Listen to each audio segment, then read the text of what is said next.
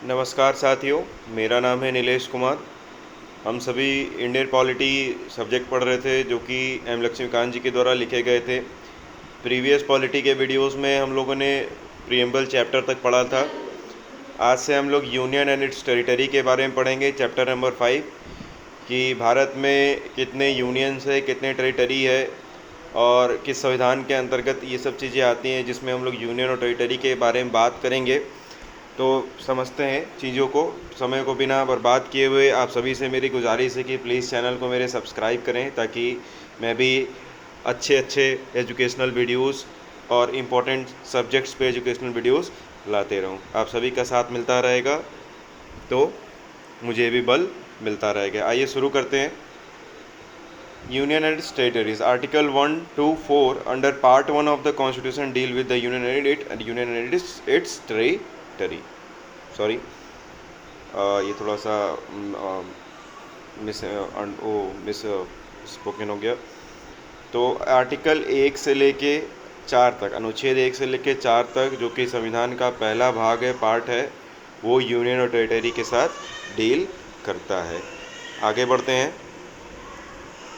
थोड़ा सा स्टेटमेंट है, पढ़ते हैं, बहुत ज़रूरी है। यूनियन ऑफ स्टेट्स का मतलब कि राज्यों का समूह। Article 1 describes India, that is Bharat, as a union of states rather than a federation of states. क्या बोलता है अनुच्छेद 1? भारत, इंडिया को क्या बोलता है? भारत बोलता है, जो कि यूनियन ऑफ स्टेट्स है, ना कि फेडरेशन ऑफ स्टेट्स है। This provision deals with 2 things, 1 name of the country and 2 type of polity. तो जो पहला आर्टिकल है वो किस चीज़ों से डील करता है? पहला, कंट्री का नाम क्या है, दूसरा, किस तरीके से कंट्री की राजनीतिक रूपरेखाएं हैं। There was no unanimity in the constituent assembly with the regard to the name of the country. जब कॉन्स्टिट्यूशन बन रहा था कॉन्स्टिट्यूएंट असेंबली के मेंबर्स के द्वारा, तो वहाँ पे एक मत नहीं थे, सभी का अलग अलग विचार था, बात थे नाम को लेकर देश के। Some members suggested that the traditional name Bharat, while other advocated the modern name India. कुछ लोगों ने भारत नाम सजेस्ट किया उस समय, कुछ लोगों ने इंडिया सजेस्ट किया। Hence the constituent assembly had to adopt a mix of both, India that is Bharat. इसलिए कॉन्स्टिट्यूएंट असेंबली को दोनों नाम देना पड़ा, इंडिया दैट इज भारत। आगे बढ़ते हैं।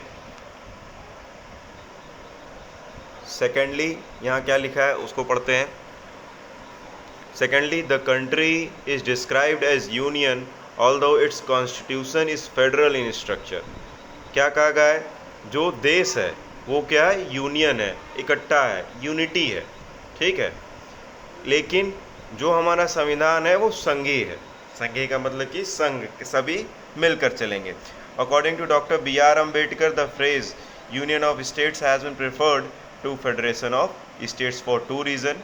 यूनियन ऑफ स्टेट्स को, शब्द को ज़्यादा तवज्जो दिया गया फेडरेशन ऑफ स्टेट्स के जगह पे B.R. अम्बेडकर जी के द्वारा। क्यों? 2 रीज़न की वजह से। 1, the Indian federation is not the result of an agreement among the states. जो हमारा भारत का संघीय ढांचा है वो तो ये तो नहीं है कि राज्य अपने में अग्रीमेंट कर रहे हैं जैसे कि अमेरिका में है।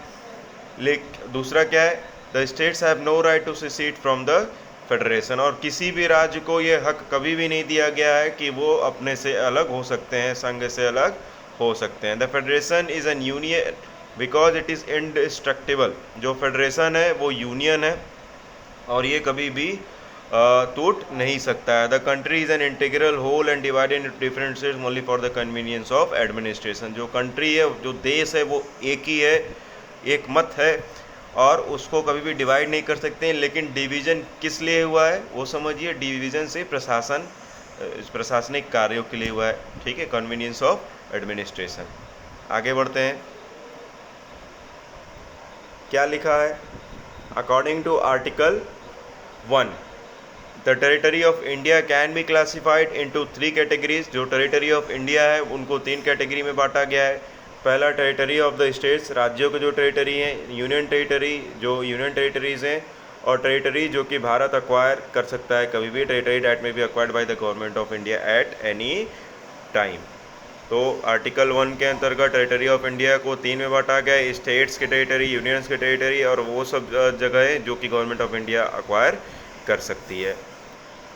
आगे बढ़ते हैं। The name of states and union territory and their territorial extent are mentioned in the first schedule of the constitution. तो क्वेश्चन पूछा जा सकता है कि कौन से शेड्यूल में नेम और टेरिटोरियल और एक्सटेंट ये सब कहाँ पे मेंशन किया गया। तो पहले शेड्यूल में किया गया है at present there are 28 states and 9 union territories. ये पुराना है, ठीक है।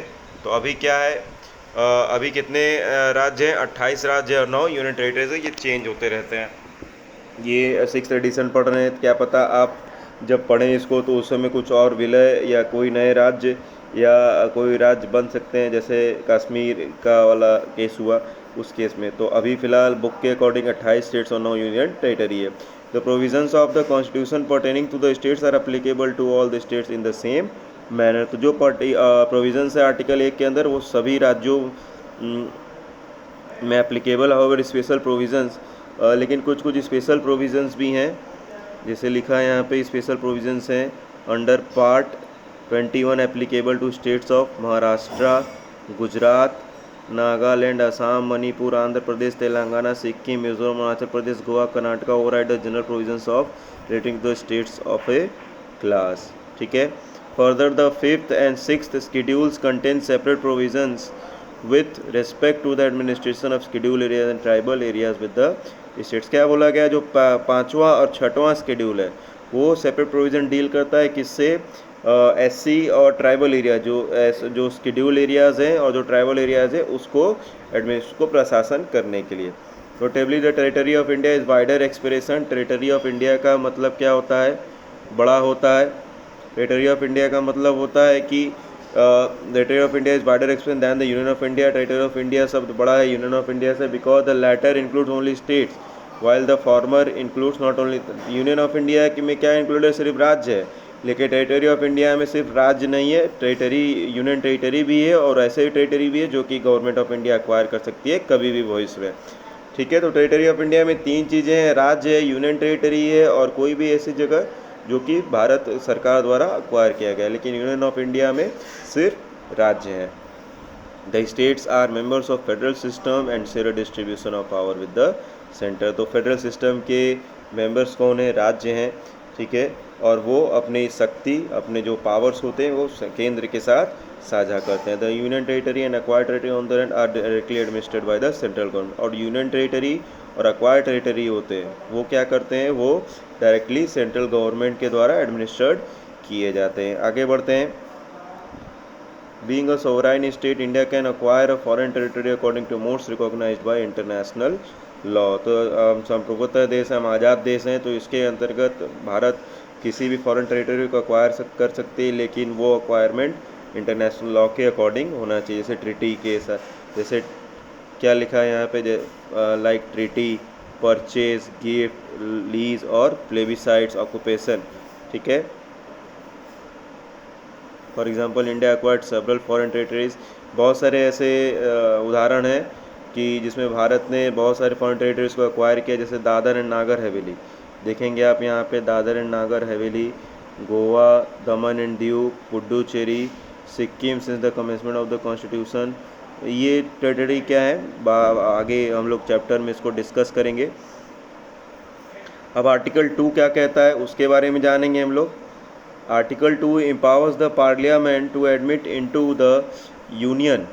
क्या बोल रहा है कि आर्टिकल 2 हमें क्या करता है कि पार्लियामेंट को, संसद को, वो यूनियन ऑफ इंडिया और इस्टेब्लिश या कोई new state on such terms and condition things fit. तो हम किसी भी राज्य को उसमें यूनियन ऑफ इंडिया में बना सकते हैं, ऐड कर सकते हैं, जैसा कि फिट बैठे। Article 2 grants 2 powers to the parliament. क्या है ये पावर, इसके बारे में जानते हैं। A, the power to admit into the union of India new states. Article 2 क्या देता है कि कोई भी नया राज्य हम यूनियन ऑफ इंडिया में कर सकते हैं add. The power to establish new state, नया राज्य भी बना सकते हैं। First refers to the admission of state which are already in existence. पहला का मतलब क्या था कि कोई भी राज्य को जो पहले से एग्जिस्ट हो उसको ऐड करें यूनियन ऑफ इंडिया। और सेकंड क्या है, कोई नया राज्य हम बना सकें जो पहले से एग्जिस्ट नहीं करता। Notably article 2 relates the admission और establishments of new states that are not part of Union of India. तो आर्टिकल 2 क्या बताता है कि हम कोई भी नया राज्य बना सकते हैं या कोई राज्य जो पहले से उसको यूनियन ऑफ इंडिया में ऐड कर सकते हैं। ठीक, आर्टिकल 3 क्या बोलता है, आइए देखते हैं।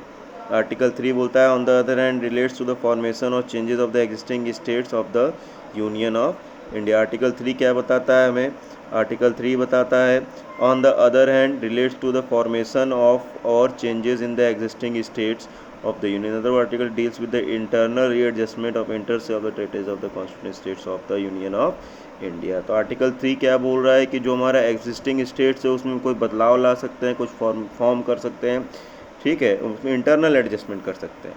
ठीक है, आइए आगे बढ़ते हैं।